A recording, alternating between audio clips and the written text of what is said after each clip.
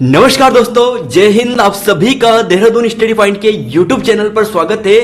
तो दोस्तों, यहां पर जो टीका सीरीज आपके लिए चलाई है, यहां पर टोटल 151 का टीका आपके लिए लाए हैं। पिछली क्लास में, परसों की क्लास में 51 का टीका आपके लिए लाए थे और आज 151 का टीका आपके लिए लाएंगे।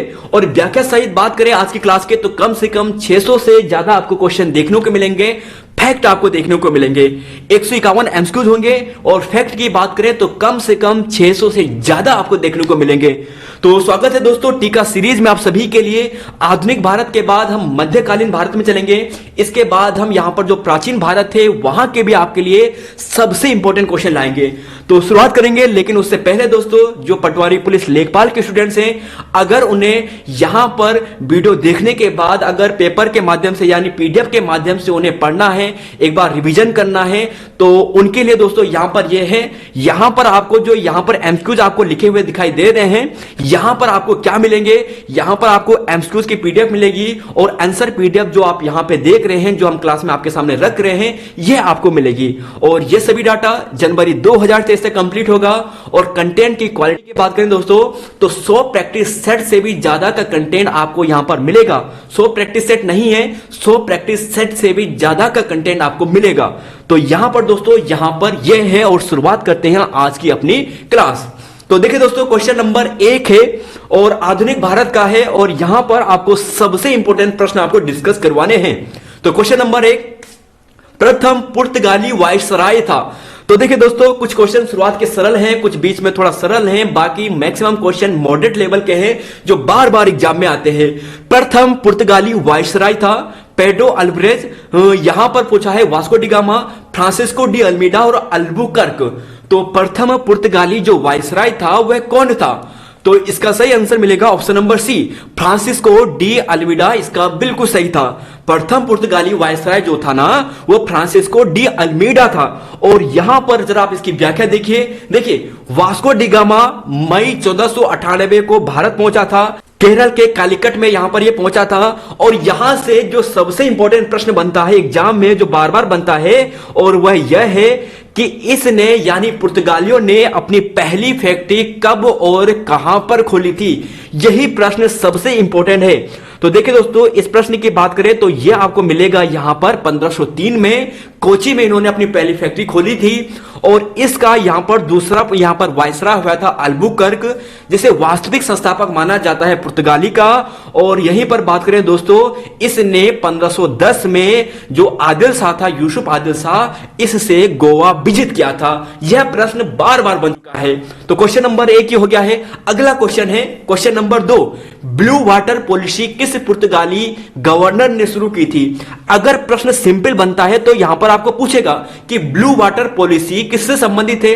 पुर्तगाली, अंग्रेज, डच, डेनिश, ये ऑप्शन में आएंगे। लेकिन अगर थोड़ा टफ बनेगा तो वहां पर आपको आंसर देना है इसका, तो वह है दोस्तों इसका आंसर फ्रांसिस्को डी अल्मीडा। तो जी हां दोस्तों, जो प्रथम वायसराय था ना पुर्तगाली का, इसी ने यहां पर ब्लू वाटर पॉलिसी शुरुआत की थी।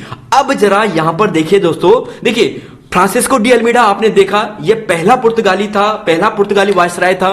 1505 से लेकर 9 तक इसका कार्यकाल था। और जो ये नीनो दी कुना है ना, इसने काटेज पद्धति लागू की थी।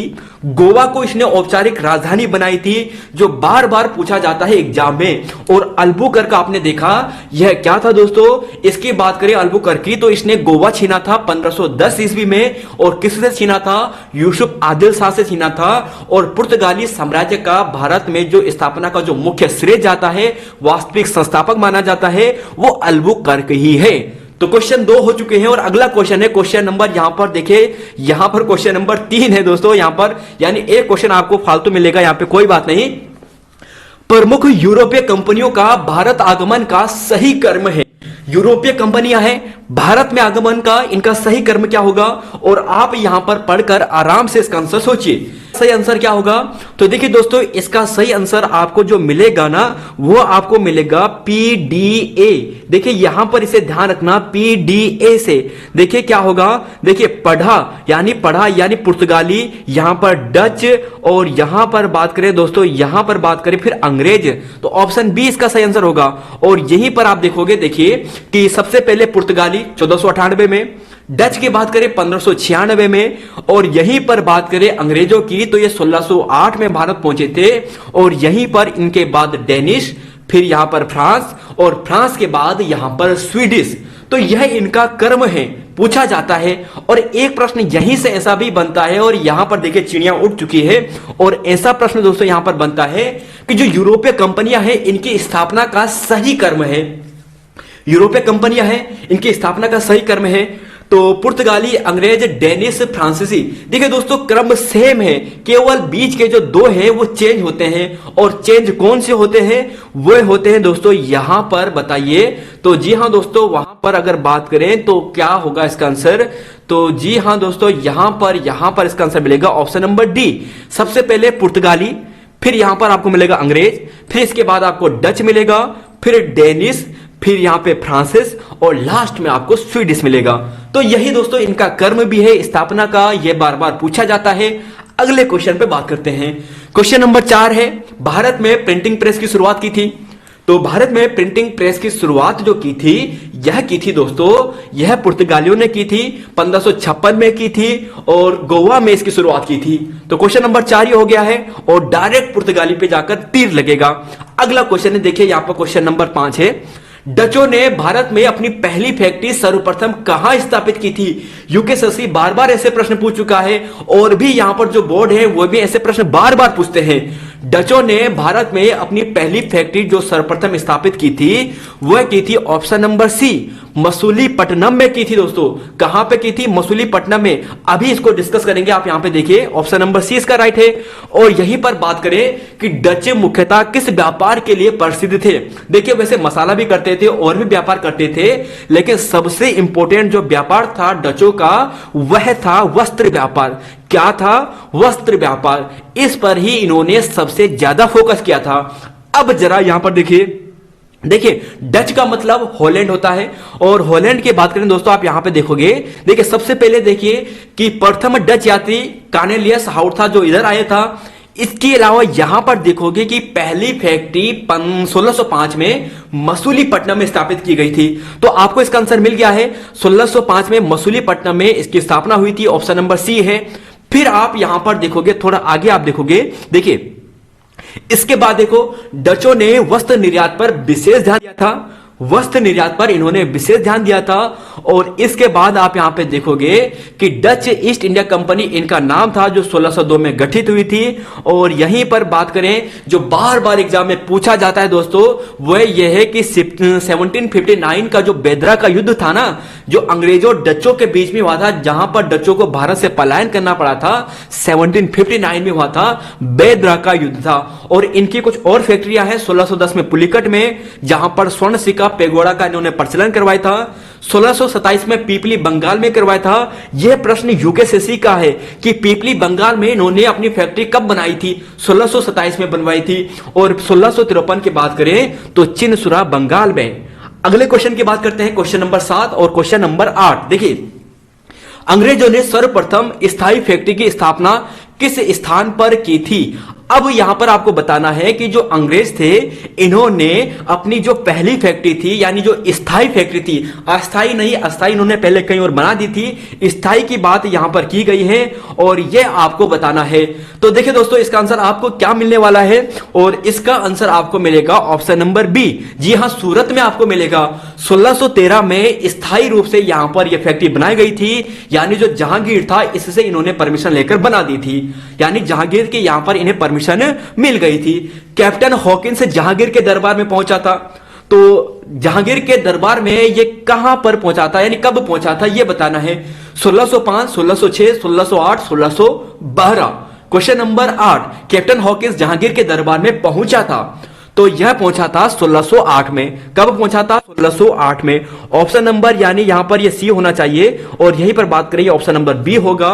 और यहां पर देखिए दोस्तों कि समुद्री मार्ग से भारत आने वाला प्रथम अंग्रेज अधिकारी कैप्टन हॉकिंस था, जो 1608 में अकबर के नाम से आया था जेम्स प्रथम का पत्र लेकर, लेकिन अकबर की तब तक मृत्यु हो जाती है, जहांगीर के दरबार में यह पहुंचता है। अगला क्वेश्चन है यहां पर, क्वेश्चन नंबर यहां पर है 8, क्वेश्चन नंबर 9। भारत में पुर्तगाली साम्राज्य का जो वास्तविक संस्थापक था वह कौन था? सबसे पहले डिस्कस किया था, और सबसे पहले जो हमने डिस्कस किया था वह कौन था दोस्तों? वह था Afonso de Albuquerque. Afonso de Albuquerque. और कोलंबस मूलतः कहां का निवासी था? कोलंबस की बात करें तो यह निवासी कहां का था? तो देखिए, जो वास्को डी गामा था वो था पुर्तगाली का, और जो कोलंबस था वह था स्पेन का। ऑप्शन नंबर यहां पर भी बी यहां पर होगा। और यहां पर अगर आप दोनों की डेफिनेशन देखोगे, यहां पर व्याख्या देखोगे, देखिए वास्को डी गामा पुर्तगाल से था, कोलंबस स्पेन से था। तो क्वेश्चन 8 और क्वेश्चन नंबर 9 यहां पर हो गए हैं। इसी पर आप देख रहे होंगे जो ये अल्बुकर्क था ना, इसने 1510 में यहां पर जो यूसुफ आदिल शाह था उससे गोवा भी छीना था, जो काफी इंपॉर्टेंट प्रश्न है। वास्तविक संस्थापक अल्बुकर्क को माना जाता है, और यहां पर यह था।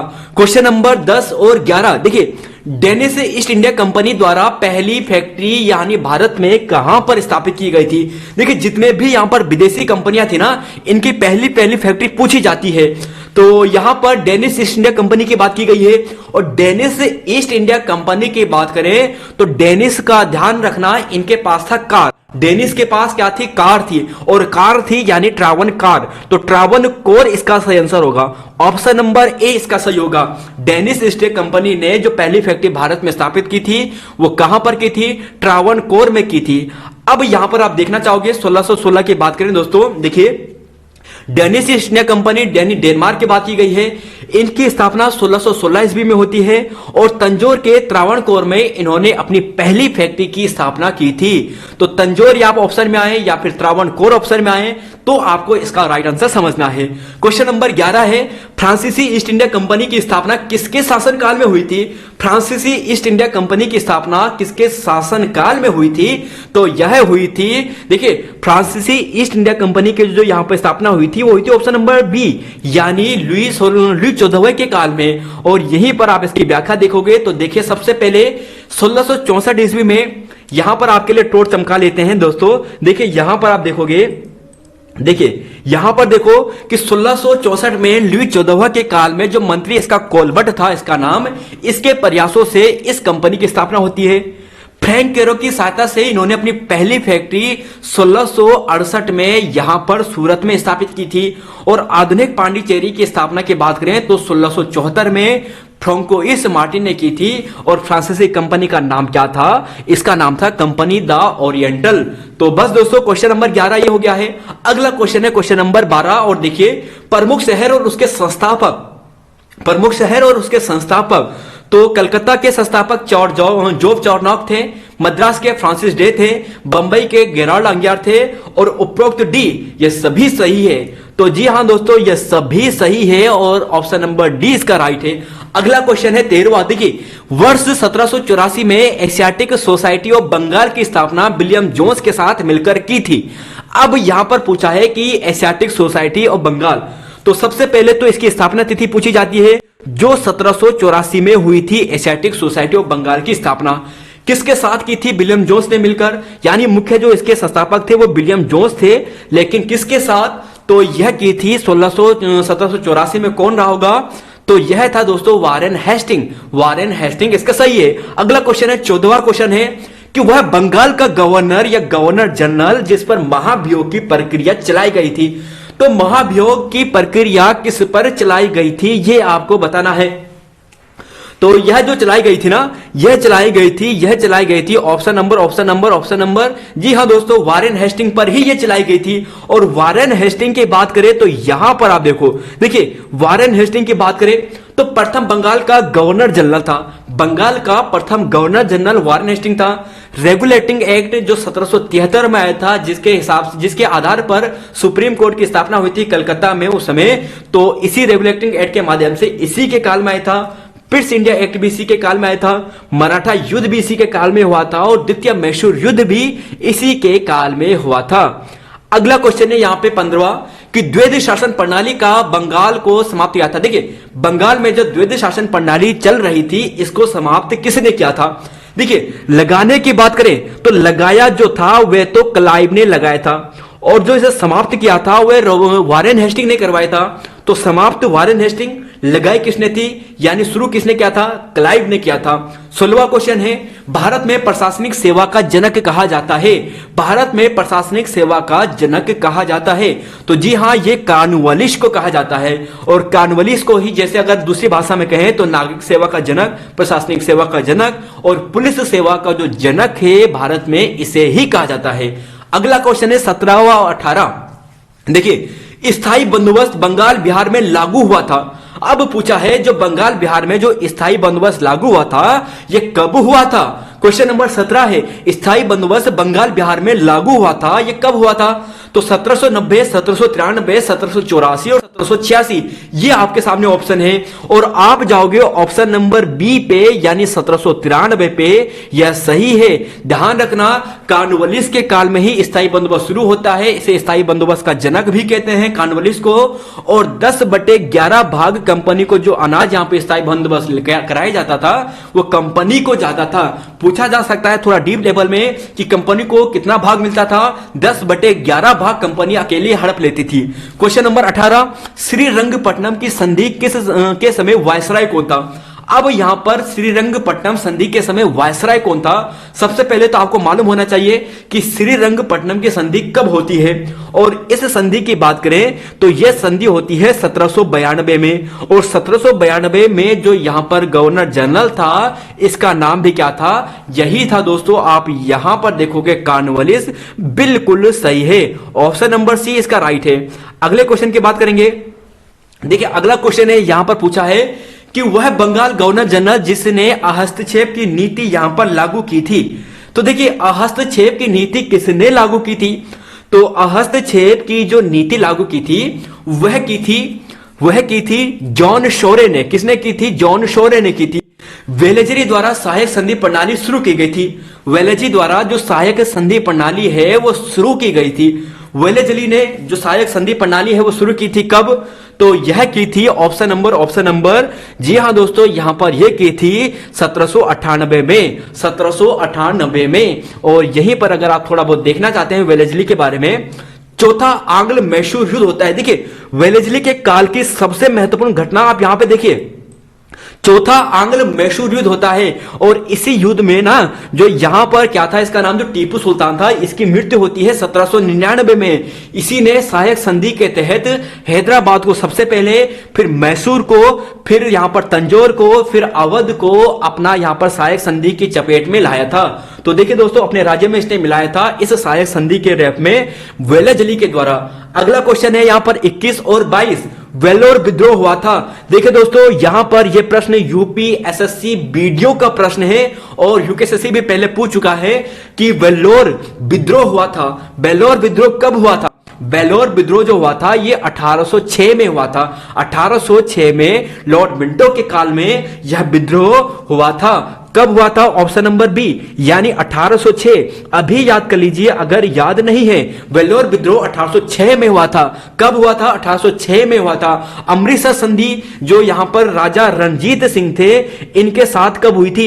यह ऐसा क्वेश्चन है जो बार बार छपता है। देखिए, दोनों क्वेश्चन छपने वाले हैं। अमृतसर की संधि राजा रणजीत सिंह के साथ हुई थी। तो देखिए कब हुई थी, अमृतसर की संधि कई बार पूछी गई है, वेल्लोर विद्रोह कई बार पूछा गया है। और क्वेश्चन जितने भी रखे हैं वो बार बार पूछे जाते हैं।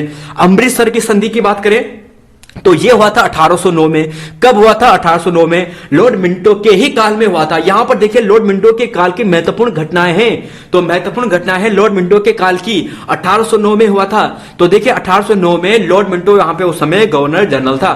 तो यहां पर यह हो गया है। अगला क्वेश्चन है 23 और 24। देखिए, मद्रास में टॉमस मुन्रो द्वारा रैयतवाड़ी व्यवस्था, देखिए खेती से संबंधित यह व्यवस्था होती थी और टॉमस मुन्रो द्वारा मद्रास में की गई थी। और यह जो की गई थी ऑप्शन नंबर ए, जी हां 1820 में की गई थी मद्रास। और यहां पर जो मद्रास में टॉमस मुन्रो द्वारा जो रैयतवाड़ी व्यवस्था शुरू गई थी 1820 में की गई थी।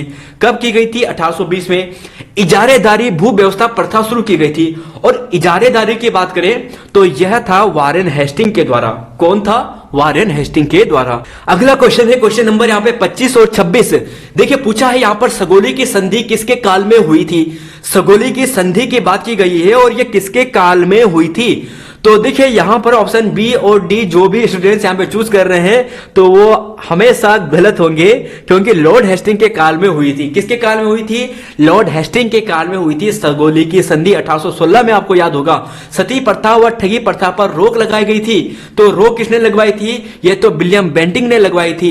और यहीं पर दोस्तों इसके आंसर की बात करें तो यहां पर यह था लॉर्ड हेस्टिंग के काल में ही सगोली की संधि, महालवाड़ी भू व्यवस्था शुरू हुई थी। अंतिम मराठा युद्ध जो 1818 में हुआ था ये इसी के काल में हुआ था। पूछा जा चुका है कि अंतिम मराठा युद्ध के समय जो गवर्नर जनरल था वह कौन था? लॉर्ड हेस्टिंग था। सगोली की संधि के समय लॉर्ड हेस्टिंग था। तो अगला क्वेश्चन है अब 27वां और 28वां। यहां पर पूछा है कि भारत का प्रथम गवर्नर जनरल कौन था? भारत का प्रथम गवर्नर जनरल कौन था? और सती प्रथा का अंत, देखिए सती प्रथा का अंत से किया गया, देखिए अंत किया गया, यहां पर ये क्वेश्चन था। तो कब अंत किया गया ये आपको बताना है। तो भारत का प्रथम गवर्नर जनरल जो था, प्रथम गवर्नर जनरल, तो भारत का प्रथम गवर्नर जनरल था, यह कौन था? यह तो था विलियम बेंटिंग। और यहीं पर वारेन हेस्टिंग की बात करें तो बंगाल का प्रथम गवर्नर जनरल था।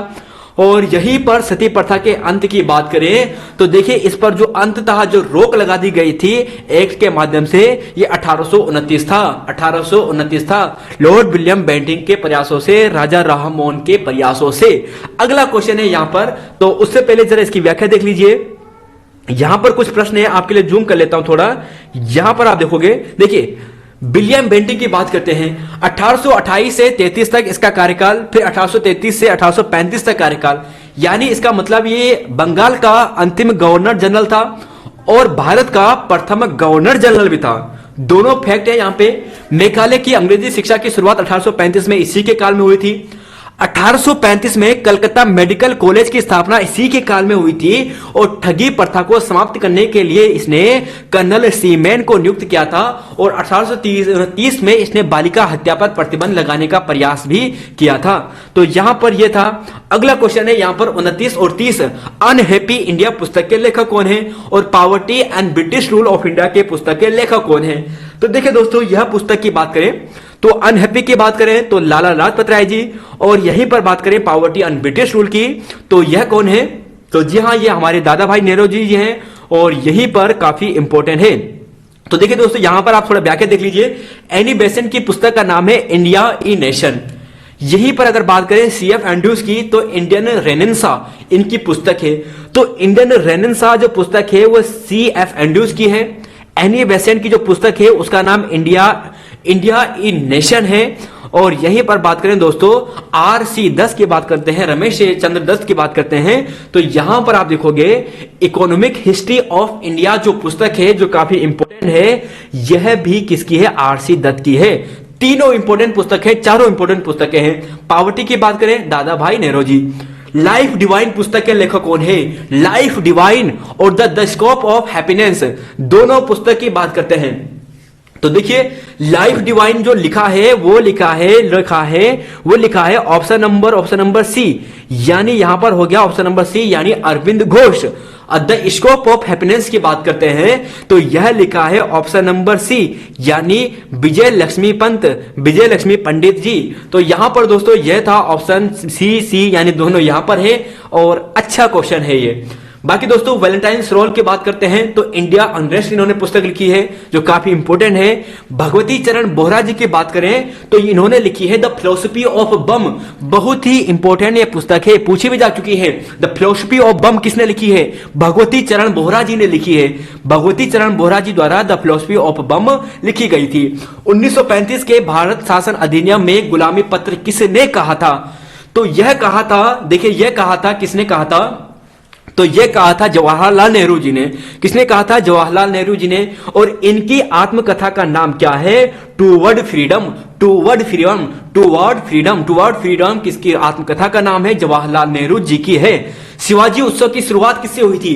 देखिए दोस्तों दो तिथि याद रख लेना, और दो तिथि जो है ना, एक है 1893 और एक है 1895। ये दोनों तिथि है यहां पर शिवाजी उत्सव और गणेश उत्सव की। कौन सी पहले आएगी कौन सी बाद में होगी?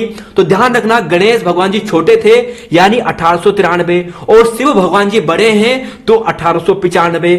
तो यहां पर अगर आपको ऐसा पूछा जाता है कि गणेश उत्सव कब की थी, देखिए तिलक जी के द्वारा शुरू की गई थी, बाल गंगाधर तिलक जी के द्वारा।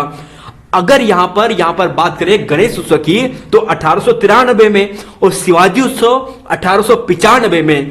तो 33 और 34 ये हो गया है। अगला क्वेश्चन है 35 और 36। 1892 में ब्रिटिश संसद में चुने जाने वाले पहले व्यक्ति कौन थे? इसका आंसर दीजिए जरा। इसका आंसर क्या होगा?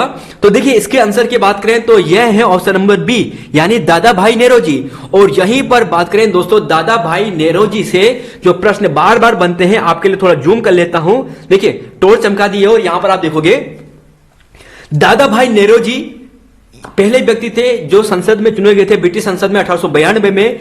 यहां पर आप देखोगे 1866 में इन्होंने ईस्ट इंडिया एसोसिएशन की स्थापना की थी। यह प्रश्न ना जाने कितनी बार आ चुका है, कितने एग्जामों में आ चुका है। कोई भी ऐसा एग्जाम नहीं होगा, अगर एक दो एग्जाम को छोड़ दें तो वहां पर ना पूछा गया हो, लेकिन हर एग्जाम में पूछा जाता है। इसके अलावा यहां पर दोस्तों the duties of the Zoroastrians, यह भी इनकी पुस्तक है। तो यहां पर यह हो गया है। अगला क्वेश्चन यहां पर देखेंगे और यहां पर पूछा है भारतीय राष्ट्रीय कांग्रेस। तो यहां पर पूछा है, यहां पर पूछा है, यहां पर पूछ लेते हैं। यहां पर पूछा है, तो देखिए यहां पर पूछा गया है कि यहां पर आपने देखा है, पूछा है यहां पर कि भारतीय राष्ट्रीय कांग्रेस के सरकारी इतिहासकार कौन थे। देखिए दोस्तों यहां पर दो प्रश्न है। एक तो यह है कि सरकारी इतिहासकार कौन थे, सिंपल है, तो वहां पर तो आता है एस एस सेन। और यहां पर पूछा है भारतीय राष्ट्रीय कांग्रेस के, तब यहां पर आता है आपका option number B, Pattabhi Sitaramayya. अगले क्वेश्चन की बात करते हैं। गोखले माई पॉलिटिकल गुरु नामक पुस्तक के लेखक कौन है? गोखले माई पॉलिटिकल गुरु। तो गोखले जी थे, गोपाल कृष्ण गोखले जी, वो किसके पॉलिटिकल गुरु थे, राजनीतिक गुरु किसके थे? तो वह तो गांधी जी के थे। तो यह पुस्तक भी कौन लिखेंगे? गांधी जी ही लिखेंगे। सविनय आंदोलन की शुरुआत कब से होती है? तो देखिए इस आंदोलन की बात करें तो यह होती है 12 मार्च 1930 से। 12 मार्च 1930 से। दोनों की व्याख्या आपको जूम कर लेते हैं, एक बार पढ़ लीजिए जल्दी जल्दी। देखिए गांधी जी की बात करें, इंडियन ओपिनियन पुस्तक का, यानी जो इंडियन ओपिनियन समाचार पत्र था 1903 में, यंग इंडियन 1919 में, हरिजन की बात करें जो हरिजन पत्र निकाला था वो 1933 में था। एक प्रश्न बार बार बनता है। फिर देखिए यहां पर 12 मार्च 1930 को यहां पर आपने देखा कि जो यहां पर अभी देखा कि जो गांधी जी की सविनय आंदोलन है इसकी शुरुआत होती है 6 अप्रैल 1930 तक यहां पर होती है। और बाकी दोस्तों गांधी जी को जल्दी गिरफ्तार कर लिया गया था। उसके बाद जो यहां पर संभाला था मोर्चा वो अब्बास तैयब जी ने संभाला था। विदेशी पत्रकार जो शामिल थे वे थे वेब मिलर और राजगोपालचारी जी द्वारा तिरुचिरापल्ली से वेदराणे तक है वहां तक की यात्रा निकाली गई थी, जो यहां पर दांडी यात्रा थी। क्वेश्चन नंबर 39 और 40, गांधी इरविन समझौता हुआ था। गांधी इरविन समझौता हुआ था। तो देखिए दोस्तों गांधी इरविन समझौता की बात की गई है और यह जो समझौता हुआ था ये हुआ था 5 मार्च 1931 को। 5 मार्च 1931 को दिल्ली समझौता के नाम से भी इसे जानते हैं। प्रथम गोलमेज सम्मेलन शुरू हुआ था। प्रथम गोलमेज सम्मेलन जो शुरू हुआ था तो यह हुआ था दोस्तों, जी हां दोस्तों, अगर इसकी बात करें तो नवंबर में शुरू हुआ था और 1930 में हुआ था। नवंबर 1930 में शुरू हुआ था, 19 जनवरी 1931 तक यह चला था। इसके बाद दूसरा गोलमेज सम्मेलन की तिथि सितंबर 1931 में होती है और फिर यहीं पर तीसरा गोलमेज सम्मेलन 1932 में नवंबर में होता है और 32 में ही दिसंबर में समाप्त हो जाता है। अगला क्वेश्चन है 41 और 42, साइमन कमीशन भारत कब पहुंचा था?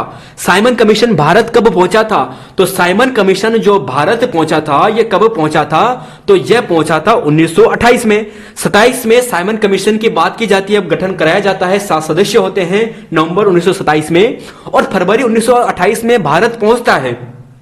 नेहरू रिपोर्ट कब प्रस्तुत की गई थी?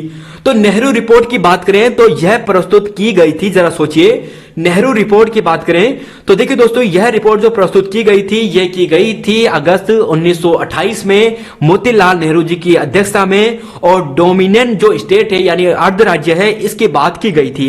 अगला क्वेश्चन है 42 और 43, पूर्ण स्वराज का प्रस्ताव पारित किया गया था। पूर्ण स्वराज का प्रस्ताव, पूर्ण स्वराज का जो प्रस्ताव है वो पारित किया गया था। यह प्रस्ताव कहां पर पारित किया गया था पूर्ण स्वराज का? तो पूर्ण स्वराज का प्रस्ताव पारित किया गया था लाहौर में। कहां पर? लाहौर में। और यहां पर देखोगे जो दिसंबर 1929 होती है वहां पर यह प्रस्ताव पारित किया जाता है। क्वेश्चन नंबर 43 यहां पर पहुंचा है, यहां पर पूछा है कि किस एक्ट को न वकील न दलील के नाम से जाना जाता है? तो न वकील न दलील के नाम से जो जाना जाता है वो जाना जाता है रोलेट एक्ट को। किसको जाना जाता है? रोलेट एक्ट को।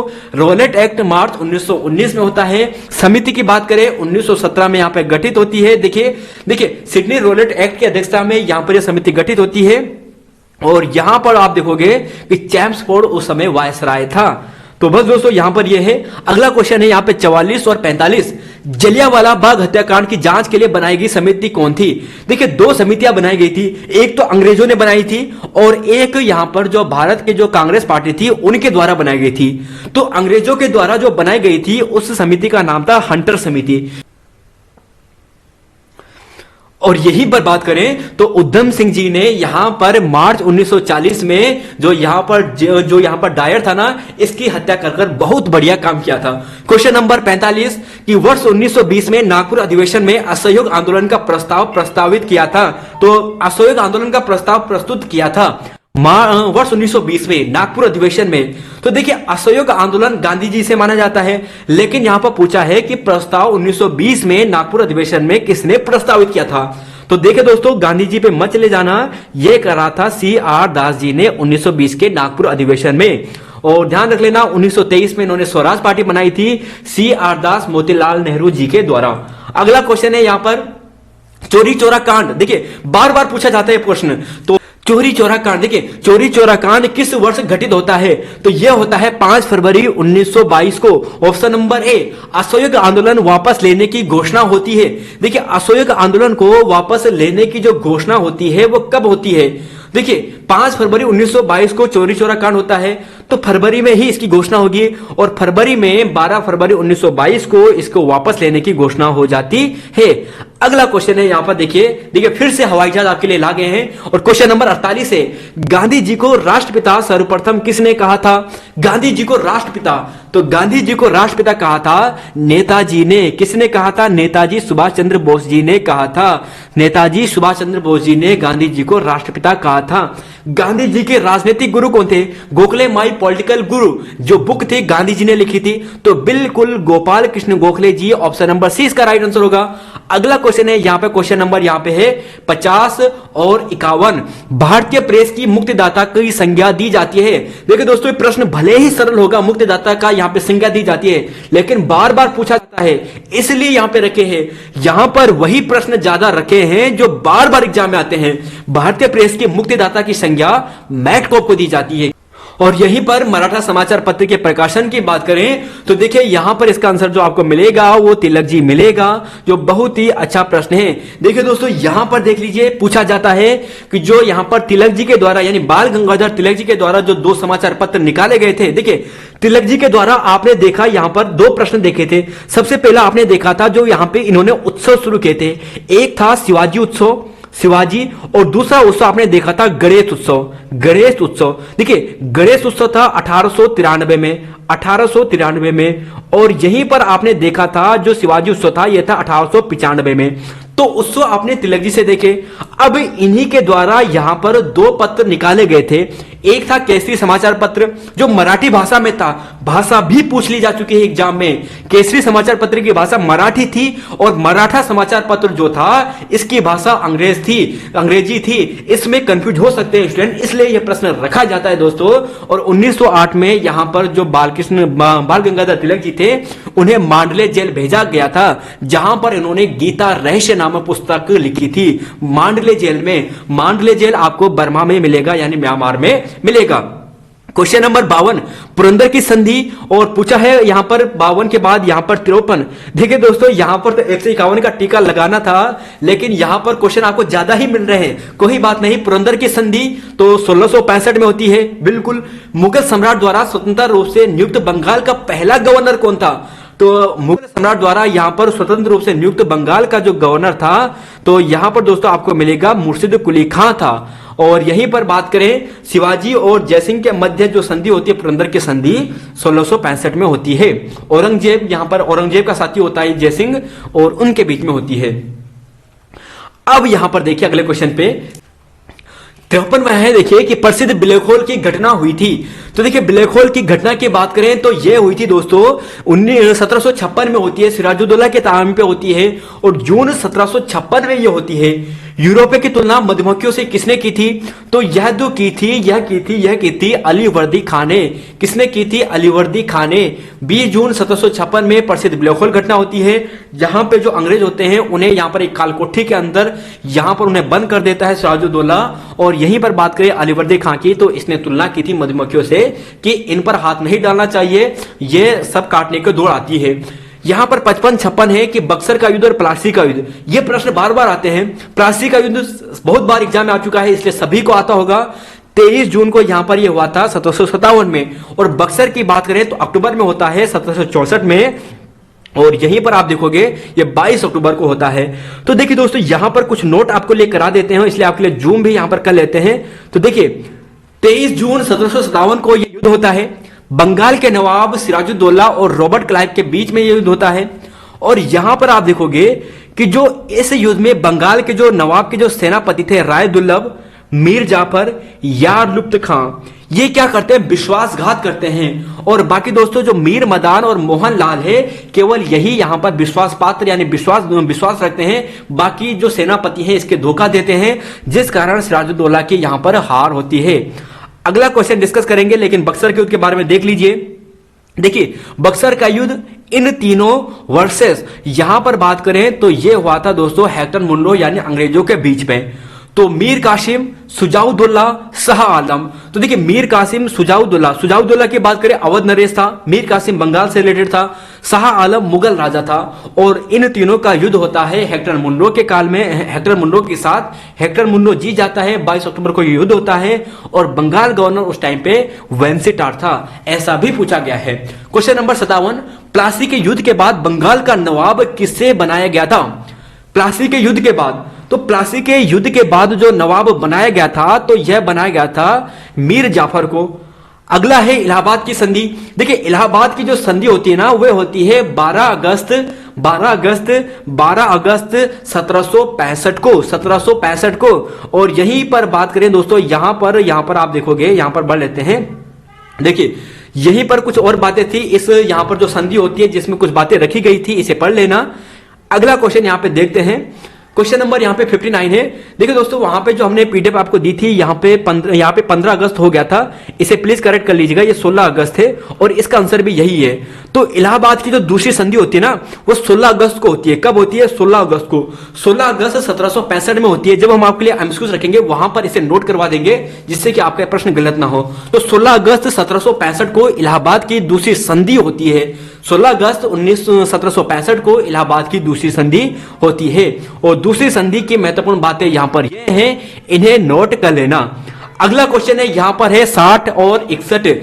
अलीनगर की संधि हुई थी और अवध का संस्थापक कौन था? तो देखिए अलीनगर की संधि इंपॉर्टेंट होती है, क्योंकि शुजाउद्दौला जो सिराजुद्दौला है और अंग्रेजों के बीच में होती है। और यह जो संधि होती है, यह होती है 1757 में, फरवरी माह में, फरवरी 1757 में। अलीनगर की संधि फरवरी 1757 में। अवध का संस्थापक कौन था? अवध का संस्थापक था दोस्तों बुरहान उल मुल्क। ऐसा पूछा गया है एग्जाम में। सादत खान इसे वास्ते कहते थे, इसका अन्य नाम बुरहान उल मुल्क था। यहीं पर बात करें मुर्शिद कुली खान, ये हम इसे बंगाल का कह सकते हैं। यहीं पर बात करें निजामुल मुल्क का, तो यह हैदराबाद का संस्थापक था। अगले क्वेश्चन की बात करेंगे, यहां पर देखते हैं। क्वेश्चन नंबर यहां पर है 62 और 63। द बंगाल गजट का प्रकाशन, तो यह थे जॉन्स ऑगस्ट हिक्की था उसके द्वारा। और यह था जरा, तो जी हां, यह था Bengal Gazette 1780। Option number B 1780। Maratha समाचार पत्र का प्रकाशन तिलक जी द्वारा कराया गया था। मराठा समाचार पत्र का प्रकाशन तिलक जी द्वारा कराया गया था। तो यह कराया गया था कब? तो देखिए दोस्तों, यहां पर अभी देखा था मराठा समाचार पत्र के बारे में हमने आपको बताया था। और इसके आंसर की बात करें तो आपको मिलेगा ऑप्शन नंबर बी 1881 में। 1881 इसका सही है। अगला क्वेश्चन है यहां पर क्वेश्चन नंबर 64। और देखिए काफी अच्छा क्वेश्चन है। और पूछा गया है कि वर्नाकुलर जो प्रेस एक्ट था किस वायसराय के काल में पारित हुआ था? तो देखिए इसका आंसर आपको मिलेगा, वह मिलेगा ऑप्शन नंबर ए यानी लिटन के काल में प्रकाशित हुआ था। काफी अच्छा प्रश्न है। क्वेश्चन नंबर 65 है कि युगांतर पत्र का प्रकाशन, तो ध्यान रख लीजिए दोस्तों 1906 में युगांतर पत्र का प्रकाशन हुआ था, यानी ऑप्शन नंबर बी इसका राइट आंसर होगा 1906। और यहीं पर अगर आप देखोगे कि वारिंद्र घोष भूपेंद्र दत्त जी द्वारा कलकत्ता से इसका प्रकाशन 1906 2006 में करवाया गया था। अगला क्वेश्चन है यहाँ पे क्वेश्चन नंबर, यहाँ पे अगर 66 और 67 की बात करें, 66 और 67 की, तो अमृत बाजार, देखिए अमृत बाजार जो पत्रिका है इसका प्रकाशन होता था। तो पत्रिका से संबंधित प्रश्न यूकेपीएससी ने अभी हाल ही में सीएफओ के एग्जाम में पूछे थे, जो हमने आपको अभी सोल्व करवाया था। तो यहां पर आप देखोगे तो देखिए इसका आंसर आपको मिलेगा कलकत्ता। जी हां दोस्तों, कलकत्ता से इसका प्रकाशन होता था, 1868 से इसका प्रकाशन होता था। और काफी अच्छा प्रश्न है, बहिष्कृत समाज बहिष्कृत भारत पत्रिका, तो बहिष्कृत भारत पत्रिका की बात करें तो यह तो थे अंबेडकर जी। तो बिल्कुल right answer option number C हो गया।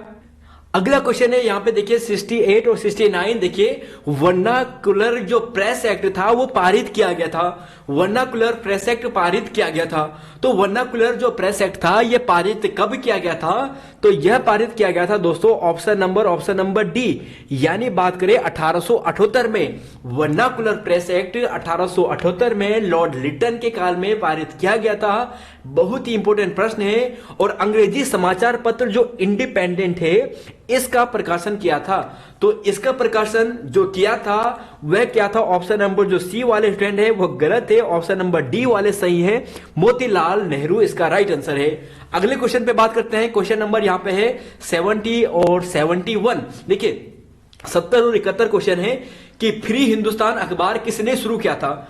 फ्री हिंदुस्तान, तो फ्री हिंदुस्तान जो शुरू किया था वह किया था ऑप्शन नंबर, जी हां, फ्री हिंदुस्तान की बात करें तो यह क्या था? तारक नाथ दास जी ने।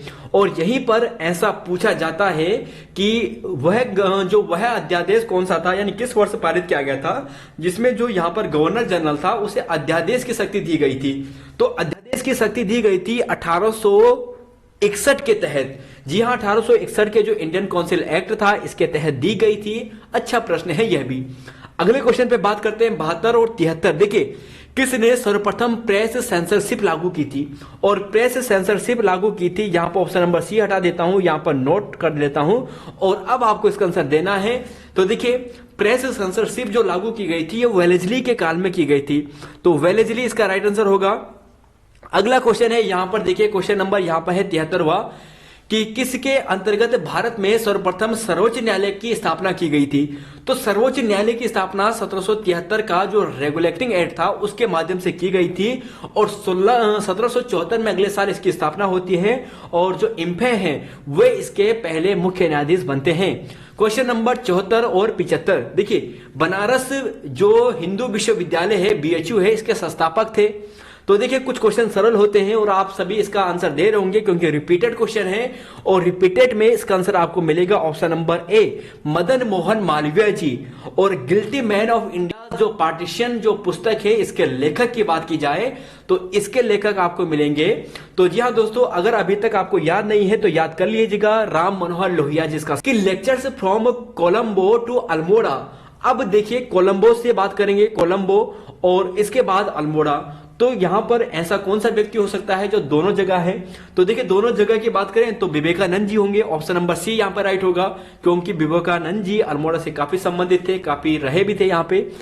बंबई, मद्रास और कलकत्ता उच्च न्यायालय की स्थापना कब हुई? तो इसका आंसर है 77 और 78 के आंसर का आपको देखना है। बंबई, मद्रास, कलकत्ता के उच्च न्यायालय की स्थापना की बात करें तो देखिए एक आता है 1861 में और इसकी स्थापना की बात करें 1862 में इसकी शुरू होती है। तो 1861-62 जो भी ऑप्शन में आए। Question number 78, the man who divided the India पुस्तक के लेखक कौन है?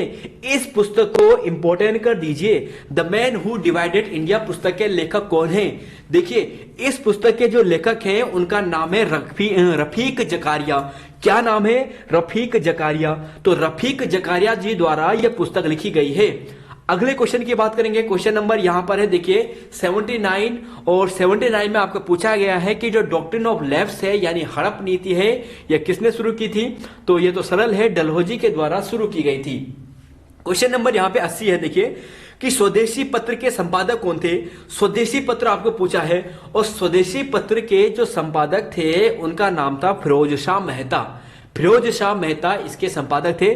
देखिए कुछ पत्र के हैं जो काफी इंपॉर्टेंट है, जो क्रांतिकारी से संबंधित थे, क्योंकि यूकेपीएससी का अभी लेटेस्ट पेपर में यहां पे ऐसा पूछा गया था कि निम्न में से कौन सा जो पत्र है जो भारतीय क्रांतिकारी से संबंधित नहीं है। ऐसा प्रश्न अभी हाल ही में पूछा था। ऑप्शन में प्रबुद्ध भारत था जो स्वामी विवेकानंद जी का था, वही इसका राइट आंसर था, बाकी सभी क्रांतिकारी से संबंधित थे। क्वेश्चन नंबर 81 है, तिलक के विचारों से प्रभावित होकर चापेकर बंधु जो दामोदर और बालकृष्ण है, इन्होंने पूना के अंग्रेज अधिकारी जो रैंड था इसकी हत्या कर दी थी। श्री रैंड लिख दिया यहाँ पे, देखिए यहाँ पे श्री नहीं लगाना है। और इसकी बात करें तो यहां पर यह क्या है दोस्तों, तो देखिए 81 की बात करें तो यह क्या थे, तो देखिए 81 की बात करें तो यह थे प्लेग समिति के प्रधान। देखिए प्लेग अधिकारी ने बनाया गया था और इन्होंने गलत काम किया था, जिसके कारण तिलक जी के यानी तिलक जी से प्रभावित होकर दामोदर और यहीं पर बालकृष्ण या यूं कहे चापेकर बंधु द्वारा इनकी हत्या कर बहुत अच्छा काम किया गया। क्वेश्चन नंबर यहाँ पे 82 है कि निम्नलिखित में से कौन सा कैबिनेट मिशन का सदस्य नहीं था। कैबिनेट मिशन का सदस्य कौन सा नहीं था, तो देखिए कुछ क्वेश्चन सरल होते हैं इसलिए आपके सामने रखे हैं और विलियम बर्ड आपको इसका आंसर मिलेगा। अगले क्वेश्चन की बात करेंगे, यहां पर है 83 कि केवल पागल खाने के बाहर खड़े पागल लोग ही आजादी की बातें कर सोच सकते हैं। स्वराज के संदर्भ में यह कथन किसने कहा था। चलो इसे थोड़ा सोचने का समय देता हूं। केवल पागल खाने के बाहर खड़े जो पागल लोग हैं वही आजादी की बातें कर सकते हैं, उसके बारे में सोच सकते हैं। स्वराज के संदर्भ में यह कथन किसने कहा था। तो देखिए दोस्तों स्वराज के संदर्भ की बात की गई है तो स्वराज आप समझ लेना कि ये 1905 की बात हो रही है और यहां पर आपको आंसर मिलेगा गोपाल कृष्ण गोखले जी। देखिए 1907 की बात करें जो सूरत अधिवेशन में कांग्रेस का विभाजन होने के बाद नरम दल के नेतृत्व में गोपाल कृष्ण गोखले ने किया था। तो स्वराज के संदर्भ में आप सभी जानते हैं 1905 में यानी वहां पे मांग उठी थी और यहीं पर इसका आंसर आप देखोगे तो गोपाल कृष्ण गोखले ने 1907 में कांग्रेस अधिवेशन जब यहां पे हुआ था, गरम दल नरम दल बढ़ गया था, वहां पे बात थी। 84 है कि सुभाष चंद्र बोस ने टाइगर लीजन नामक संगठन किस देश में बनाया था। तो देखिए यह जो संगठन बनाया गया था तो टाइगर लीजन की बात करें तो यह बनाया गया था जर्मनी में। कहां बनाया गया था, जर्मनी में। अगला क्वेश्चन है यहां पर 85, स्वतंत्रता आंदोलन के दौरान रविंद्रनाथ टैगोर ने नाइटहुड की उपाधि किस घटना के बाद वापस कर ली थी। तो देखिए यहां पर यह था जलियांवाला बाग हत्याकांड। स्वतंत्रता आंदोलन के दौरान रविंद्रनाथ टैगोर ने नाइटहुड की उपाधि दी थी, वापस कर ली थी जलियांवाला बाग हत्याकांड के बाद। देखिए 13 अप्रैल 1919 को जलियांवाला बाग हत्याकांड होता है। यहीं पर हंटर समिति बनती है, इसके अलावा तहकीकात समिति बनती है और तहकीकात समिति के अध्यक्ष कौन थे, यह प्रश्न मैं आपको थोड़ी देर में पूछूंगा। क्वेश्चन नंबर यहां पर 86 है कि सुरेंद्र नाथ बनर्जी के बारे में निम्नलिखित में से कौन सा कथन सही नहीं है।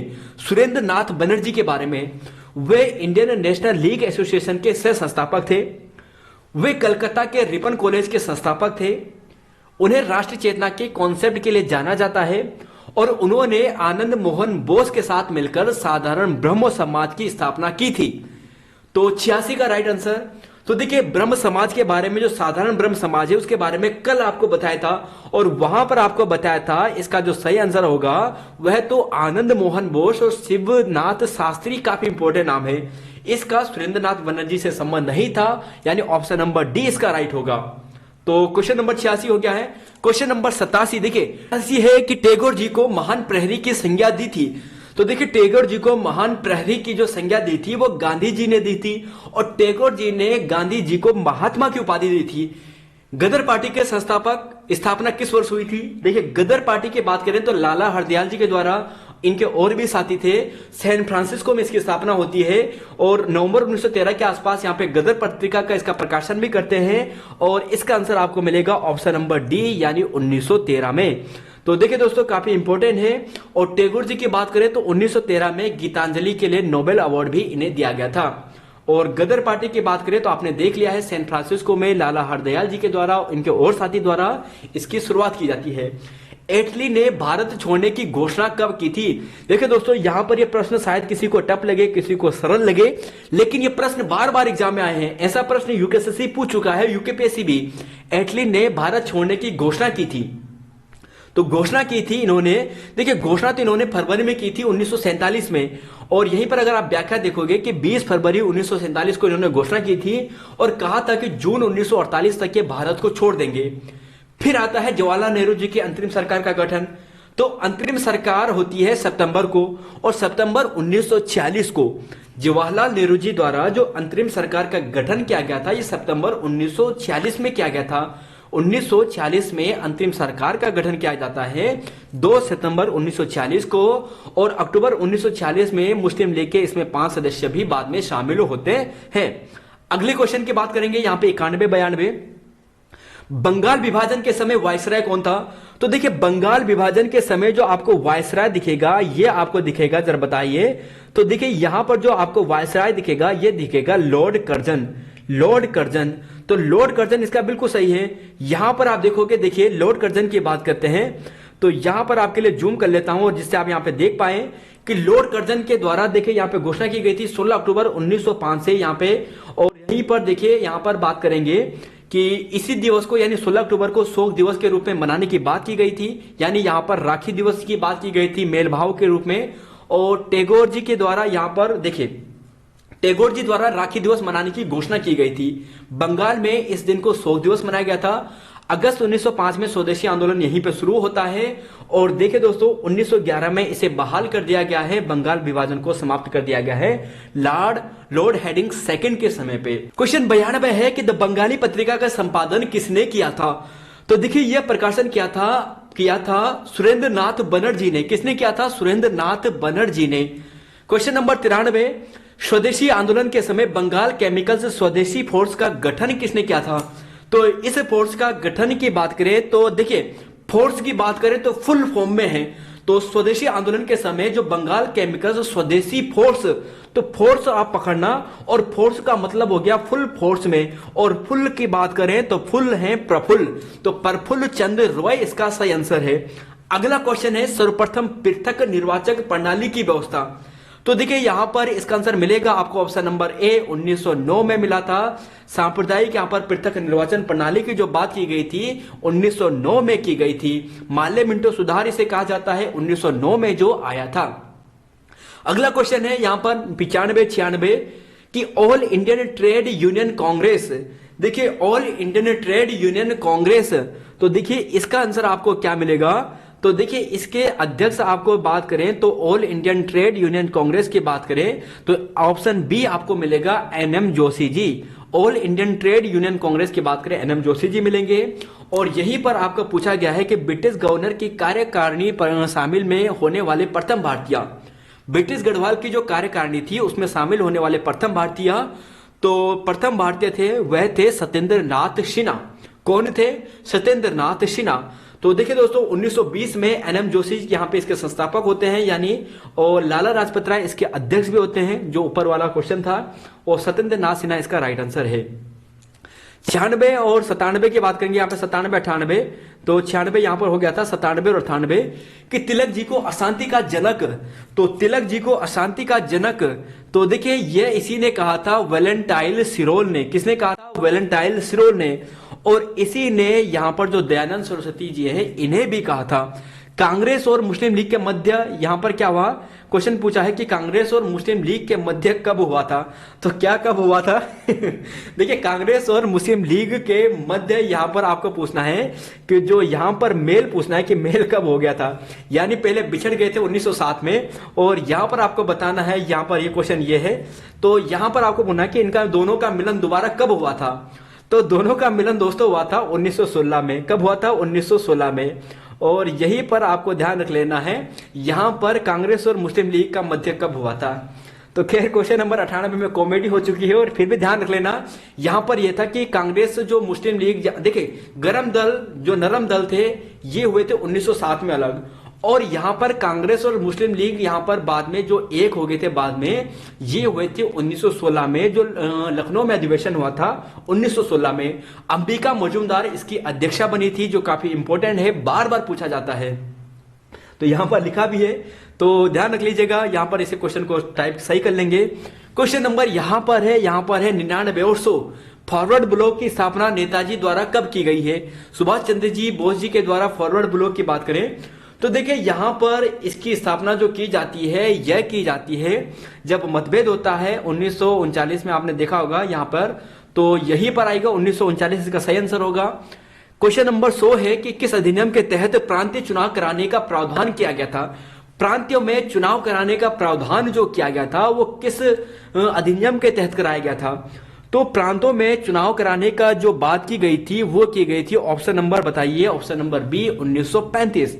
अगले क्वेश्चन की बात करेंगे, क्वेश्चन नंबर यहां पर 101, 102। भारतीय राष्ट्रीय कांग्रेस की स्थापना कब की गई है। तो देखिए दोस्तों, यहां पर अब प्रश्न है थोड़ा कांग्रेस के अधिवेशन से, कांग्रेस से संबंधित लगभग 10-12 क्वेश्चन आपको देखने को मिलेंगे। तो कांग्रेस से संबंधित जो महत्वपूर्ण प्रश्न आपके सामने रखे हैं, भारतीय राष्ट्रीय कांग्रेस की स्थापना 1885 में होती है, कोई डाउट नहीं होगा। लॉर्ड डफरिन की दिमाग की उपस्थिति कांग्रेस, यह कथन किसका था। तो यह कथन किसका था आपको बताना है कि कांग्रेस लॉर्ड डफरिन के दिमाग की उपज है, और यह कहा था लाला लाजपत राय ने। और देखिए दोस्तों, यहां पर आप देखोगे कि संस्थापक एओयू को माना जाता है, वायसराय उस समय डफरिन थे, और ब्रिटिश पीएम उस समय ग्लेडस्टोन थे। अगले क्वेश्चन पे बात करेंगे, उससे पहले आप यहां पे देख लीजिए कि तिलक जी ने क्या कहा था। तिलक जी ने कहा था कि जो कांग्रेस है वो वर्ष में एक बार मेंढक की भांति टर्राती है, जिससे उन्हें कुछ हासिल नहीं होने वाला है, और बिपिन चंद्र पॉल जी कहते हैं कि ये याचना करने वाली संस्था है। अगला क्वेश्चन है यहां पर, क्वेश्चन नंबर यहां पर है 103 और 104। पूछा है कांग्रेस जनता के उस वर्ग का प्रतिनिधित्व करती है जिसकी संख्या सूक्ष्म है, यह किसका कथन था। कांग्रेस कर्जन का, डफरिन का, बंकिम चंद्र चटर्जी का, या फिर बिपिन चंद्र पॉल का। तो कांग्रेस जनता के उस वर्ग का प्रतिनिधित्व करती है जिसकी संख्या मात्र सूक्ष्म है, यह कहा था। तो यह तो डफरिन ने कहा था, जिसको कहा गया था कि डफरिन की उपज है, तो ये डफरिन ने कहा था। ठीक है, क्वेश्चन नंबर 104 है कांग्रेस के प्रथम अध्यक्ष कौन थे। तो देखिए क्वेश्चन सरल है लेकिन आपको करवाने हैं क्योंकि बार बार आते हैं, और इसका आंसर आपको मिलेगा ऑप्शन नंबर ए यानी व्योमेश चंद्र चटर्जी। और यहीं पर आप देखोगे, देखिए ये 4 शुरुआत के अध्यक्ष आपको याद होने चाहिए, कब यहां पर ये अधिवेशन हुए थे, कौन इसके अध्यक्ष बने थे, कहां पर अधिवेशन हुआ था। तो एक बार जूम कर लेता हूं आप सभी के लिए। देखिए सबसे पहले बंबई में 1885 में, और व्योमेश चंद्र चटर्जी यहां पर अध्यक्ष होते हैं। दूसरा कलकत्ता में 86 में नेरोजी यानी दादा भाई नेरोजी इसके अध्यक्ष होते हैं। मद्रास में 87 में होता है, तैयब जी इसके अध्यक्ष होते हैं। और इलाहाबाद की बात करें तो ये 88 में होता है, यानी 85, 86, 87, 88 जॉर्ज यूल इसके अध्यक्ष होते हैं, और प्रथम अंग्रेज अध्यक्ष होते हैं। ऐसा प्रश्न भी पूछा जा चुका है। अगला क्वेश्चन है यहां पर, देखिए क्वेश्चन नंबर यहां पर है 105 और 106। प्रथम स्नातक महिला कादम्बिनी जो गांगुली थी, किस कांग्रेस अधिवेशन में इन्होंने भाग लिया था। 1890, 1891, 1892, 1895 में। तो इसका सही आंसर मिलेगा आपको ऑप्शन नंबर ए 1890 में आपको इसका राइट आंसर मिलेगा। और क्वेश्चन नंबर 106 है कि किस कांग्रेस अधिवेशन में वंदे मातरम पहली बार गाया गया था। तो जो हमारा राष्ट्रीय गीत है वंदे मातरम में पहली बार जो गाया गया था ये 1896 में गाया गया था। तो दोस्तों इसे याद कर लीजिएगा, काफी इंपॉर्टेंट है। रहमतुल्लाह सैनी इस समय इसके अध्यक्ष थे। अगला क्वेश्चन है यहां पर 107 और 108। देखिए गोपाल कृष्ण गोखले किस अधिवेशन की अध्यक्षता की थी। तो देखिए दोस्तों बहुत ही इंपॉर्टेंट है, उस समय बंगाल का विभाजन हुआ था और यह हुआ था 1905 में। जी हां 1905 में, यह राइट आंसर है इसका। और किस कांग्रेस अधिवेशन में स्वराज शब्द का प्रयोग किया गया था। तो स्वराज शब्द का प्रयोग किस अधिवेशन में किया गया था। तो देखिए स्वराज शब्द की बात करें तो यह कराया गया था अगली बार, यानी यहां पर आप देखोगे 1906 में, और यह दादा भाई नेरोजी के द्वारा कराया गया था। कलकत्ता अधिवेशन में नेरोजी द्वारा स्वराज शब्द दिया गया था। वैसे स्वराज शब्द सबसे पहले दयानंद सरस्वती जी ने दिया था, लेकिन कांग्रेस अधिवेशन की बात करें वहां पर तो दादा भाई नेरोजी ने दिया था। 1907 में सूरत अधिवेशन होता है, जहां पे विभाजन हो जाता है, कांग्रेस का गरम दल नरम दल बट जाते हैं, और कांग्रेस विभाजन ये होता है, और इस समय रास बिहारी बोस इसके अध्यक्ष बनते हैं। क्वेश्चन नंबर 109 और 110, राष्ट्रगान किस अधिवेशन में पहली बार गाया गया था। तो गाया गया था ये आपको बताना है। तो राष्ट्रगान किस कांग्रेस अधिवेशन में गाया गया था। तो यह जो गाया गया था ऑप्शन नंबर जी हां सी, यानी 1911 में गाया गया था।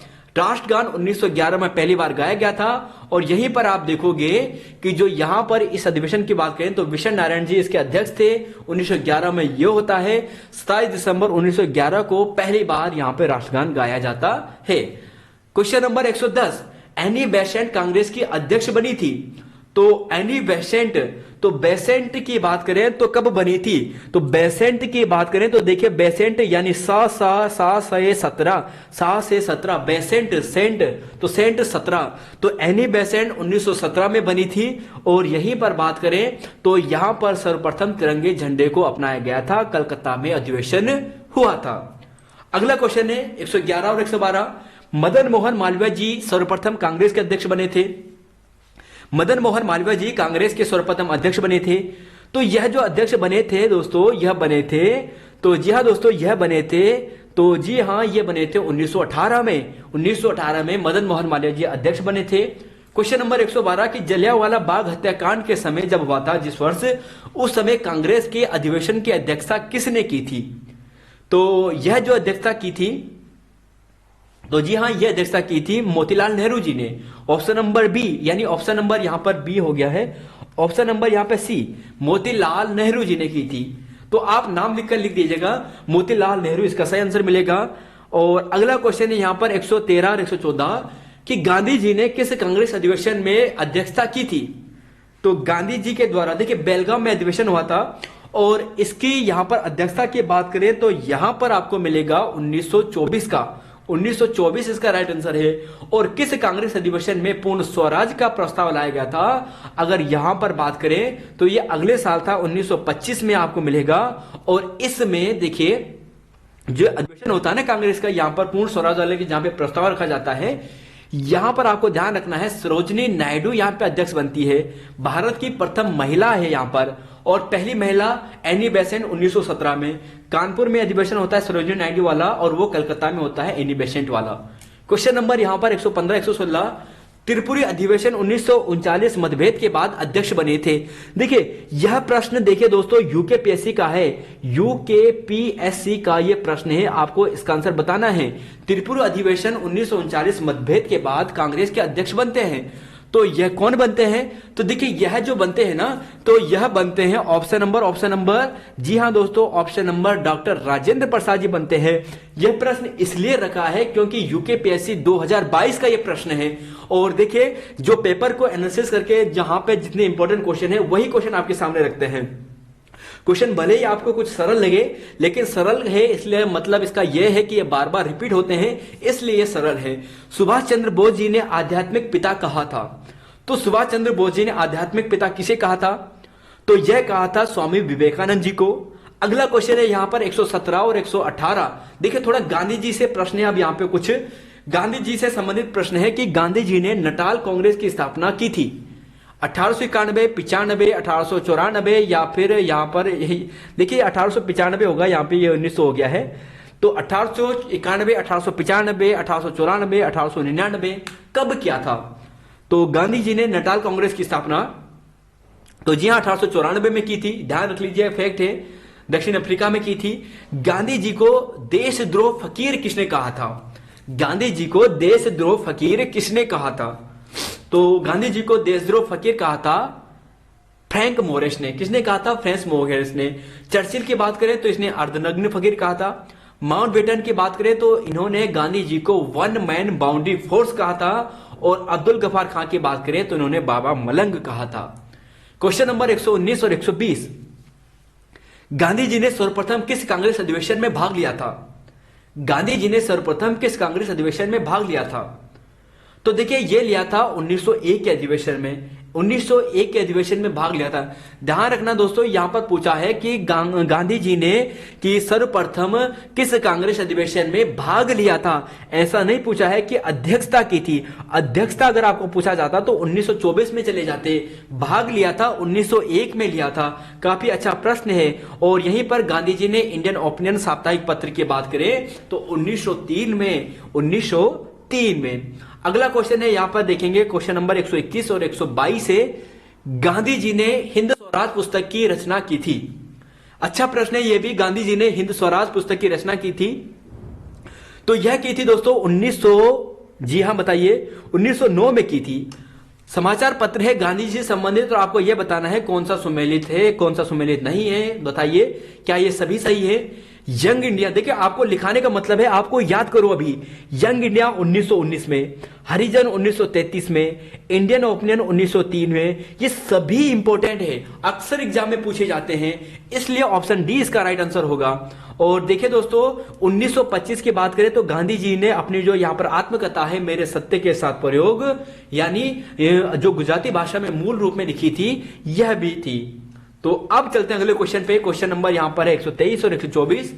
चंपारण आंदोलन गांधी जी को किसके कहने पर यह आंदोलन शुरू किया था, किसके आग्रह पर आए थे चंपारण, कहने का मतलब यह है।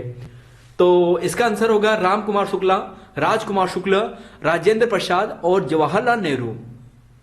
चंपारण आंदोलन, तो चंपारण आंदोलन आपको मिलेगा ऑप्शन नंबर बी, हां राजकुमार शुक्ल इसका सही आंसर है। और गांधी जी किस आंदोलन में भूख हड़ताल शुरू की थी, देख गांधी जी ने किस आंदोलन में पहली भूख हड़ताल शुरू की थी, तो यह की थी दोस्तों, अगर ऑप्शन के अनुसार बात करें भारत में, तो यह की थी अहमदाबाद मिल आंदोलन में, अहमदाबाद मिल आंदोलन में। देखिए जो चंपारण आंदोलन हुआ था यह अप्रैल 1917 में हुआ था। गांधी जी का पहला आंदोलन था यहां पे भारत में।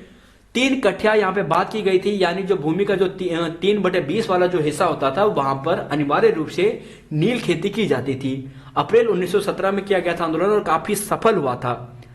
अगला क्वेश्चन है यहां पर देखिए, गांधी जी ने आंदोलन की भूख हड़ताल की बात की गई है, तो फरवरी मार्च में यह शुरू हुआ था। यहां पर जो अहमदाबाद आंदोलन था 1918। देखिए गांधी जी के आंदोलनों का कर्म लगाने के लिए आता है।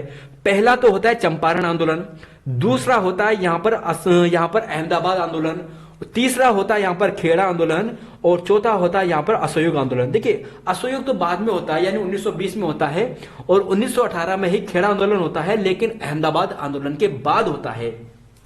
अगला क्वेश्चन है, जलियांवाला बाग हत्याकांड पर बनी जो तहकीकात कमेटी थी इसके अध्यक्ष कौन थे, तो इसके अध्यक्ष आपको मिलेंगे मदन मोहन मालवीय जी, तेज प्रताप शपरू, जवाहरलाल नेहरू, लाला लाजपत राय। तो जी हाँ, मदन मोहन मालवीय जी इसके अध्यक्ष थे। हंटर कमेटी बनी थी, ये दूसरी थी और यहां पर ये कांग्रेस के द्वारा बनाई गई थी। असहयोग आंदोलन की शुरुआत हुई थी, असहयोग आंदोलन। देखिए इस दिन की बात करें तो यहां पर जो तिलक जी थे उनका निधन हुआ था और तिलक जी से अभी आपने प्रश्न देखे थे 2-4 जो काफी इंपॉर्टेंट है। जैसे आपने तिलक जी से देखा था जो शिवाजी उत्सव था, इसके अलावा यहां पर बात करें गणेश उत्सव था, इसके अलावा जो यहां पे मराठा समाचार पत्र था और इसके अलावा यहां पर जो केसरी समाचार पत्र था। 1800 यहां पर मराठा आपने देखा था 1881 में प्रकाशित होता है। यहां पर शिवाजी उत्सव 1895 में और गणेश की बात करें 1893 में। और मराठा की बात करें तो ये अंग्रेजी में था, केसरी की बात करें तो ये मराठी में था। असहयोग आंदोलन की शुरुआत की बात करें तो 1 अगस्त को होती है, 1 अगस्त 1920 को होती है। और बाकी दोस्तों यहां पर आप देख लीजिए थोड़ा बहुत, देखिए यहां पे पूछा है यहां पे कि प्रतीक चिन्ह चरखा और खादी इसका था। गिरफ्तार प्रथम व्यक्ति यहां पे मोहम्मद अली थे, गिरफ्तार प्रथम महिला बसंती देवी थी, यानी जो सियारदास जी थे उनकी पत्नी थी। और यहीं पर बात करें थोड़ा और देखोगे कि 5 फरवरी 1922 को चोरी चोरा कांड होता है और उसके बाद यहां पर यह आंदोलन बंद कर दिया जाता है कुछ दिनों के बाद। स्वराज पार्टी की स्थापना सियारदास और मोतीलाल नेहरू जी के द्वारा की गई थी। तो स्वराज पार्टी की बात की गई है और इस पार्टी का जो गठन होता है ये 1923 में होता है। अगला क्वेश्चन 128, हिंदुस्तान रिपब्लिक एसोसिएशन की स्थापना, हिंदुस्तान रिपब्लिक एसोसिएशन की स्थापना, तो यह होता है ऑप्शन नंबर, जी हाँ ऑप्शन नंबर की बात करें ऑप्शन नंबर बी यानी 1924 में, और यह आपको मिलेगा ऑप्शन नंबर बी यानी 1924 में। अगला क्वेश्चन है यहां पर देखोगे, लेकिन इससे पहले यहां पे देख लीजिए, हिंदुस्तान रिपब्लिक एसोसिएशन 1924 में सचिंद्र नाथ सन्या, चंद्रशेखर आजाद और भी यहां पे साथी थे। नौजवान सभा 1926 में, और इसी के आगे जो हिंदुस्तान रिपब्लिक एसोसिएशन था यहां पे सोशलिस्ट शब्द जोड़ा जाता है 1928 में। यानी अगर पूछा जाए हिंदुस्तान सोशलिस्ट रिपब्लिक एसोसिएशन की स्थापना तो ये 1928 में होती है। काकोरी कांड बार बार आता है। देखिए काकोरी घटना की बात करें तो काकोरी क्रांति के नाम से अब इसे वर्तमान में हम जानते हैं, और इसके आंसर की बात करें तो यह आपको मिलेगा, तो यह आपको मिलेगा देखिए 9 अगस्त 1925 में, 9 अगस्त 1925 में होता है। बारदोली सत्याग्रह के बाद टैक्स घटा दिया गया था। देखिए 1928 में बारदोली कांड होता है, यानी बारदोली सत्याग्रह होता है, और इसके बाद यहां पर जो टैक्स था पहले 30% लगता था, इसे घटाकर 6.35% कर दिया जाता है। तो ये है, यहीं पर जो पटेल जी है इन्हें सरदार की उपाधि दी जाती है। अगला क्वेश्चन है यहां पर देखिए 131 और 132, कॉमनवेल्थ नामक पत्रिका का संपादन किया था, प्रकाशन किया था। कॉमनवेल्थ अगस्त 21 की बात करें तो यहां पर तो यही है, द बंगाल गजट का प्रकाशन करवाया था। ठीक है, जॉर्ज यूल जो यहां पर प्रथम अंग्रेज अधिकारी थे जिन्होंने कांग्रेस की अध्यक्षता की थी। और यहीं पर बात करें तो जवाहरलाल नेहरू तो यहां पर नहीं होगा, एनी बेसेंट इसका सही आंसर है। मोहम्मद अली जिन्ना को हिंदू मुस्लिम एकता का दूत किसने कहा था? तो देखिए दूत जो कहा था ये कहा था सरोजिनी नायडू ने। सरोजिनी नायडू जी ने यह कहा था, ध्यान रख लीजिएगा। और सरोजिनी नायडू की बात करें तो द गोल्डन थ्रेशोल्ड इनके यहां पर कविता संग्रह है जो 1905 में प्रकाशित होता है। और यहां पर आप देखोगे 1925 में कांग्रेस अध्यक्ष कानपुर से, 1925 में कांग्रेस की अध्यक्षता रहती है ना कानपुर से, जो कांग्रेस 1925 में अधिवेशन होता है। 133 और 34 की बात करेंगे, तीसरी दिल्ली दरबार जॉर्ज पंचम कब लगा था? देखिए जो तीसरी दिल्ली दरबार था जब जॉर्ज पंचम आए थे तो ये कब लगा था? तो तीसरा दिल्ली दरबार जो लगा था ये कब लगा था? तो यह लगा था 1911 में। ठीक है, 1911 में लगा था। और ये यहां पर जो तीन यहां पे जो दिल्ली दरबार लगे थे इनकी लिस्ट आप यहां पे देख लीजिएगा, किस काल में कब कब लगे थे। मराठाओं को अंतिम रूप से हरवाया था, तो मराठाओं को अंतिम रूप से हराया था, तो देखिए मराठाओं को अंतिम रूप से लॉर्ड हेस्टिंग ने हरवाया था। और यहां पर दोस्तों ध्यान रख लीजिएगा। अगला क्वेश्चन है, देखिए क्वेश्चन नंबर 135 और 136 है कि लॉर्ड लिथलिथगो के द्वारा द्वितीय विश्व युद्ध में सहयोग प्राप्त करने के लिए अगस्त प्रस्ताव लाए थे।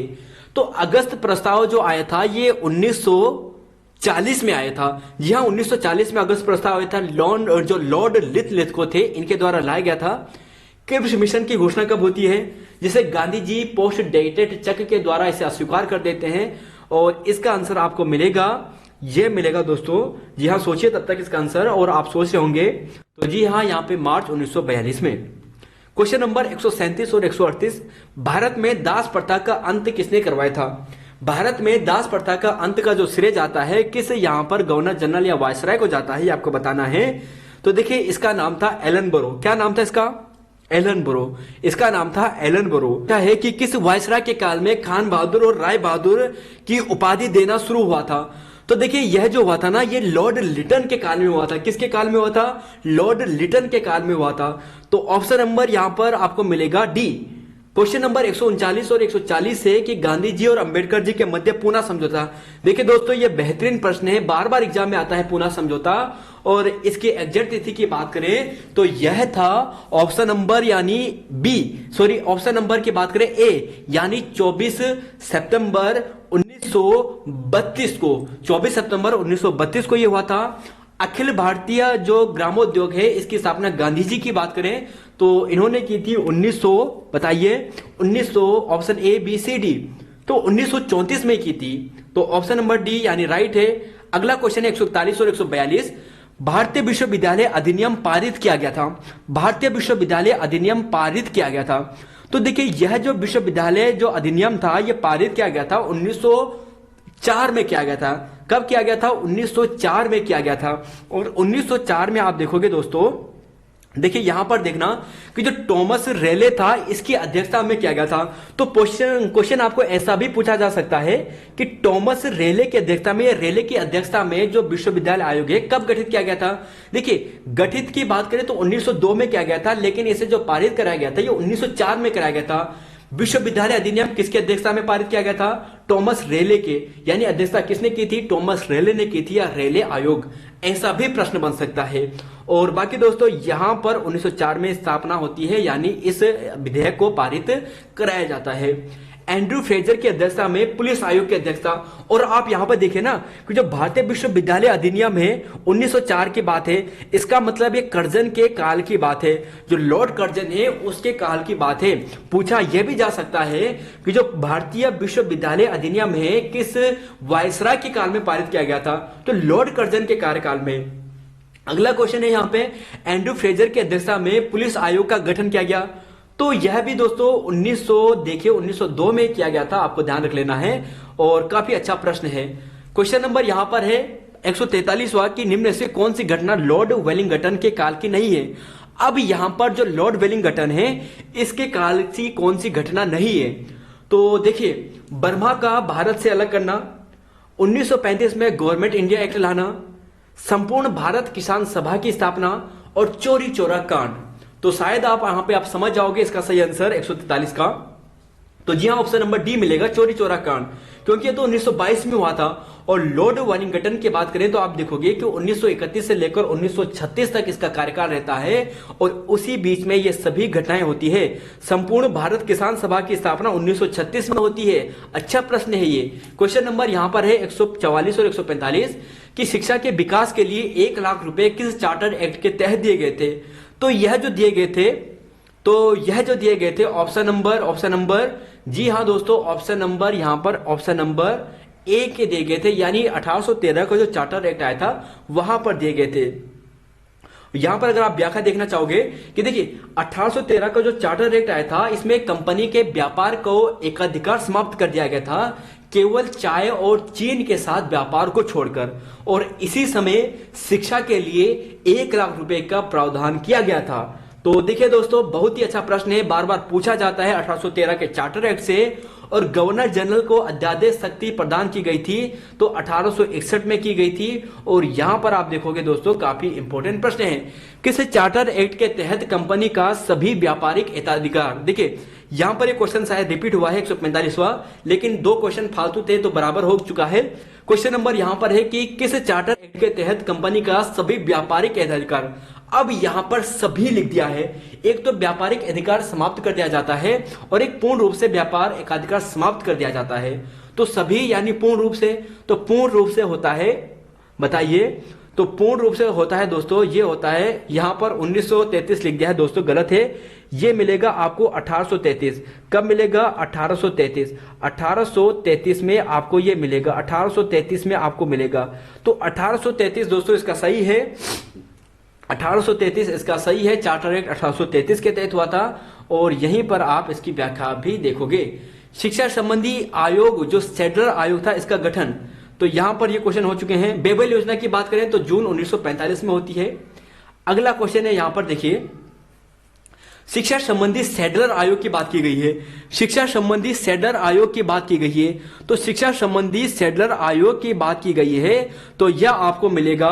तो देखिए दोस्तों, यह आपको मिलेगा, सेडलर आयोग की बात करें तो यह आपको मिलेगा ऑप्शन नंबर, तो जी हाँ दोस्तों, यह आपको मिलेगा। सेडलर आयोग की बात करें तो यह हुआ था 17 में, तो 1917 में यह गठित होता है। और वुड घोषणा की बात करें तो 1854 में, वुड घोषणा पत्र 1854 में। 150वां है कि प्रथम आंग्ल कर्नाटक युद्ध किस संधि के तहत समाप्त हुआ था? प्रथम आंग्ल कर्नाटक युद्ध किस संधि के तहत समाप्त हुआ था? तो यहां पर, तो जी हां, ये हुआ था ऑप्शन बी, ला शाफेल की संधि के तहत। और यहां पर आप देखोगे कि प्रथम कर्नाटक जो युद्ध होता है 1746 से 48 के बीच में होता है। इसका प्रमुख कारण होता है ऑस्ट्रिया का उत्तराधिकारी का युद्ध। लेकिन जो तात्कालिक युद्ध का जो कारण होता है ना, ये होता है अंग्रेज अधिकारी जो बर्नेट था, इसके द्वारा जो फ्रांसीसी जहाज था इस पर कब्जा करना। और ला शापेल के माध्यम से जो यहाँ पर 1748 में संधि के माध्यम से पूरा होता है। क्वेश्चन नंबर यहाँ पर है, टीपू सुल्तान और कॉर्नवालिस के मध्य कौन सा आंग्ल मैसूर युद्ध लड़ाया गया था? और इस युद्ध की बात करें तो देखिए ये आपको मिलेगा ऑप्शन नंबर, जी हाँ दोस्तों, ये आपको मिलेगा ऑप्शन नंबर, जी हाँ ऑप्शन नंबर, ये तीसरा आपको युद्ध मिलेगा। तो आंग्ल मैसूर युद्ध की बात करें तीसरा मिलेगा। और 1792 में ये होता है। और श्रीरंगपट्टनम की संधि यहाँ पर हुई थी जो काफी इंपॉर्टेंट भी है। तो दोस्तों यहाँ पर थे 151 क्वेश्चन और टोटल 151 आधुनिक भारत के कंप्लीट हो चुके हैं। बहुत से फैक्ट आपको दिए हैं और यही फैक्ट बार बार एग्जाम में पूछे जाते हैं। तो यहाँ पर इतना ही है, मिलते हैं फिर आपको नई वीडियो में। तो जय हिंद दोस्तों, जय उत्तराखंड, जय देवभूमि। तो धन्यवाद आप सभी का, वीडियो को लाइक करना बिल्कुल मत भूलिएगा। मिलते हैं आपको नई वीडियो में।